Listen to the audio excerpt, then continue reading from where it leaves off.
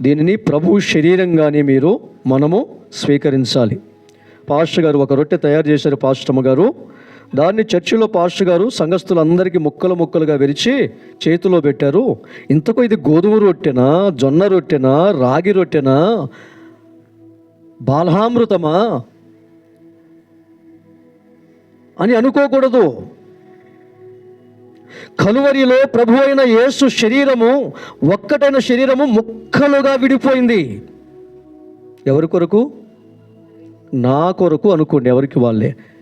నా కొరకు తన శరీరాన్ని ముక్కలు ముక్కలుగా అయ్యేటట్లు ఓర్చుకున్నాడు చేస్తూ ఉంటే. నా పాపములను మోసిన ప్రభు అయిన యేసు శరీరము, ఇది మన దగ్గరకు వచ్చినప్పుడు మనకు అది గుర్తు రావాలి. నా కొరకు నలగగొట్టబడిన యేసు కనబడాలి ఈ పాత్ర నీ దగ్గరకు వచ్చినప్పుడు.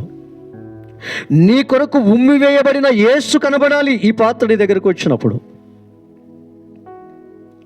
అరచేతుల్లో కొట్టబడిన యేసు శరీరము, యేసు ఆ బాధలు నీకు కనబడాలి ఈ పాత్ర నీ దగ్గరకు వచ్చినప్పుడు కదా. ఉమ్మి వేశారు ఆయన ముఖం మీద, ఆయన ముఖం మీద వేయబడిన ఉమ్మి కనపడాలి నీకు. నా కొరకు కదా. తల మీద ముండ్ల కిరీటము పెట్టినప్పుడు ఆయన నలిగిపోతున్న సందర్భం కనపడాలి ఈ పాత్ర నీ దగ్గరకు వచ్చినప్పుడు. లోకం వైపు చూడాలి అప్పుడు. నీ భర్త వైపు, నీ భార్య వైపు, నీ తల్లిదండ్రుల వైపు, నీ పిల్లల వైపు, నీ స్నేహితుల వైపు, నీ దేశ నాయకుల వైపు చూడు. ఎవరైనా ఈ విధంగా నా కొరకు చేసిన వారు ఉన్నారా? పరిశీలన చేసుకోవాలి. ఒక్కరు కనపడరు. చిత్రమైన విషయం ఏంటంటే, ఏ ఒక్కరు మనకు మేలు చేసిన వారు కనబడని వారి కొరకు పరుగులు పెడతా ఉంటాం మనం. ఇంత త్యాగము చేసిన యేసు లోకంలో ఉన్నప్పుడు మనకు కనబడడు.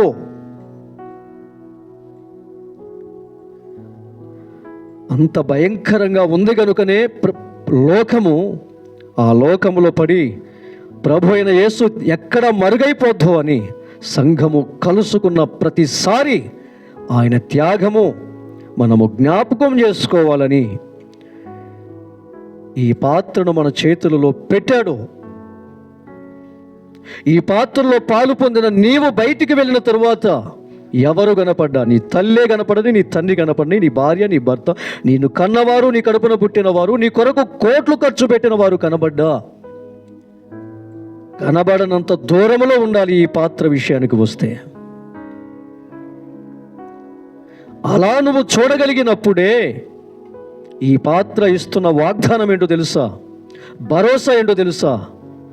అంత్యదినమున వారిని నేను లేపుతాను. ఎవరిని పడితే వారిని రెండవ రాకడలో వచ్చి చర్చిలో కూర్చున్న వాళ్ళందరినీ గంపగుత్తగా తీసుకొని వెళ్ళడు పరలోకం.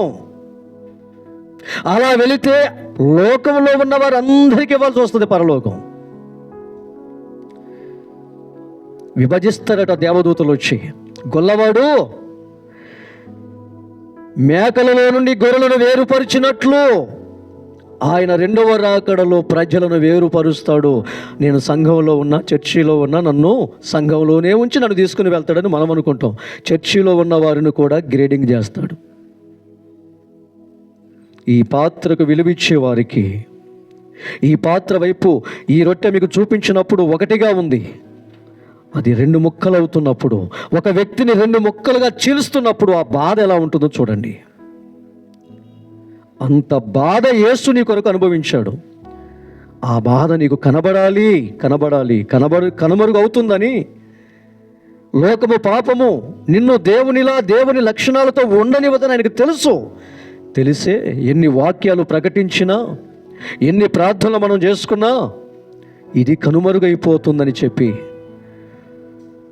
నీ కొరకు బలి అయిన యేసే కనుమరుగైపోతే నీకు భవిష్యత్తు ఉండదు, పరలోకం ఉండదని తెలిసి ఆయన సంఘములో ప్రవేశపెట్టి, ఇవన్నీ నీకు గుర్తు రావాలి. గుర్తు రాలేదు అంటే, కొరింథీ సంఘమునకు గుర్తు రాలేదు కదా. బల్లారాధన ఇస్తున్నప్పుడు పౌలు పాస్టర్ గారు, కొరింథీ సంఘ సభ్యులు, ఏమా రుచిగుంది, మంచి క్వాలిటీ కలిగిన పిండి అనుకుంటా, మంచిగా తయారు చేశారు, ఏ కంపెనీదో ద్రాక్షారసం చాలా బాగా తయారు చేశారు. మన ప్రాంతంలో ద్రాక్షారసం కొంచెం పుల్లగా ఉంటుంది, కానీ చాలా బాగుంది పౌలు గారు ఇస్తున్నటువంటి ద్రాక్షారసం అనుకున్నారు, తీసుకున్నారు, వెళ్ళిపోయారు. ఆ రోజు జరిగింది, ఈ రోజు కూడా జరుగుద్ది. ఆ రోజు ఏం జరిగింది? అలా అనుకొని వెళ్ళిపోయిన వారు కొంతకాలం తర్వాత వారి కుటుంబాలలో అందరూ రోగగ్రస్తులు అవుతున్నారు.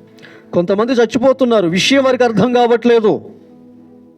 ఎన్ని హాస్పిటల్కి వెళ్ళినా ఏమీ తెలవట్లా, కానీ రోగాలు వస్తున్నాయి, చచ్చిపోతున్నారు. సంఘ కాపరి గారికి తెలుస్తుంది కదా విషయం. సంఘస్థుల కుటుంబంలో ఏ కుటుంబాన్ని చూసినా రోగాలే, ఏ కుటుంబంలో చూసినా చావులే. పాస్టర్ గారు పరుగు పెట్టుకుంటూ సంఘానికి ఒక లేఖ రాస్తున్నారు. మీ రోగాలకు కారణము, మీ చావులకు కారణము నాకు తెలిసిందన్నాడు. అదేంటయ్యా? అనుభవిస్తుంది మేము, చస్తుంది మేము, ఏడుస్తుంది మేము, మాకే అంతుబట్టలేదు. ఎక్కడో ఉన్న అయ్యగారు మీకెలా తెలిసింది? దానికి కారణము నేను నమ్ముకున్న, మీరు నమ్ముకున్న దేవుడు అన్నాడు. అదేంటయ్యా? దేవుడు మేలు చేస్తాడు కానీ రోగాలు ఇస్తాడా? ప్రభు శరీరమును గూర్చి మీకు ఒక విషయం చెప్పాను. అది మీకు అందించబడుతున్నప్పుడు ప్రభువు కనపడాలి, మీకు ఆ కల్వరి యాగము కనపడాలి. మీకేం కనపడుతుంది?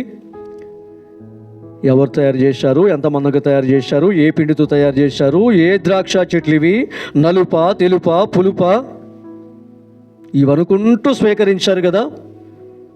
కల్వరి యాగమంతా మీ జీవితంలో కనుమరుగైపోయింది కదా. దానికి ప్రతిఫలమే ఏమైంది? అది రియాక్షన్ అయింది. మీరు స్వీకరించినది ఒకదానికైతే మీరు ఇంకొక దానికి తీసుకున్నారు. అవునా కదా?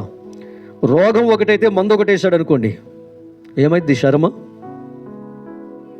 రియాక్షన్ అయితే చచ్చిపోతారు సమయానికి వైద్యుల దగ్గరికి వెళ్ళకపోతే. ఇది కూడా పరలోకపు మందు. కల్వరి యాగం వైపు చూసుకుంటూ వేసుకోవాల్సింది, భుజించవలసింది. అటువైపు చూడకుండా ఇంకొక వైపు చూసి వేసుకున్నావు, బెడిసి కొట్టేసింది. జాగ్రత్త, ఇది ప్రభు శరీరము, ఇవ్వబడుతున్నది ప్రభు రక్తము. అలాగే చూడండి.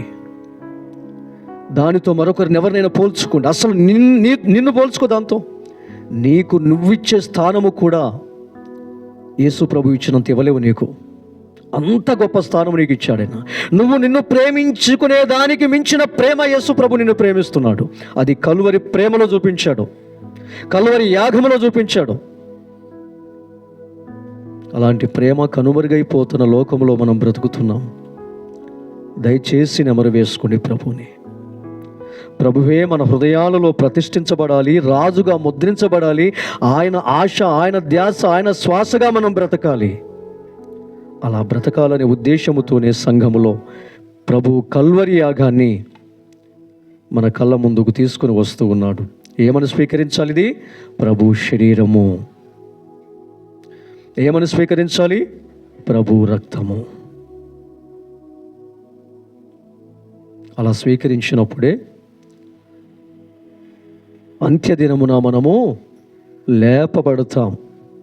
దేవుని మాటలు మనలో ఫలింపచేయునుగాక. ఆమేన్.